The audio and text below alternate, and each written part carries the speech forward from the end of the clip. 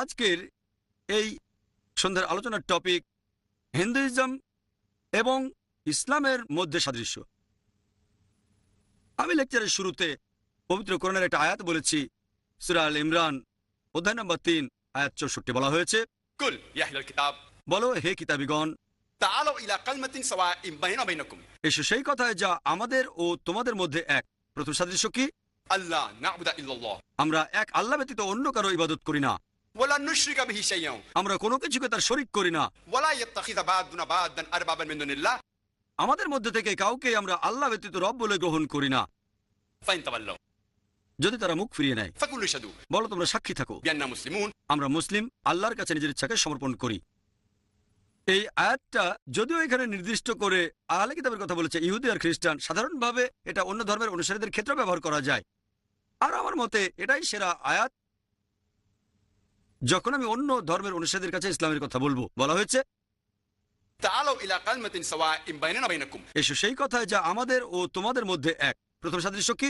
আল্লাহ না'বুদা ইল্লাল্লাহ, আমরা আল্লাহ ব্যতীত অন্য কারো ইবাদত করি না, ওয়ালা নুশরিকা বিহি শাইয়্যান, আমরা কোনো কিছুকে তার শরীক করি না, ওয়ালা ইয়াত্তাখিযা বা'দুনা বা'দান আরবাবান মিন দুনিল্লাহ, আমরা আমাদের মধ্য থেকে কাউকে আল্লাহ ব্যতীত রব হিসেবে গ্রহণ করি না।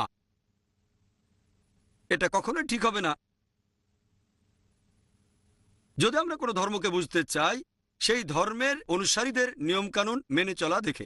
কারণ অনেক সময় অনুসারীরা তারা নিজেরাই ঠিকমতো জানে না তাদের ধর্মের নির্দেশ কি। সেজন্য সবচেয়ে ভালো আর সবচেয়ে সঠিক পদ্ধতিটা, যদি কোনো ধর্মকে জানতে চান, সেটা হচ্ছে সেই ধর্মের ধর্মগ্রন্থগুলো পড়ে বোঝার চেষ্টা করা, সেই ধর্মের আসল ধর্মগ্রন্থগুলো। যদি আপনি হিন্দুইজমের সম্পর্কে জানতে চান, তাহলে আপনাকে হিন্দুইজমের পবিত্র ধর্মগ্রন্থগুলোর কথা বুঝতে হবে। সবচেয়ে পবিত্র হচ্ছে বেদ।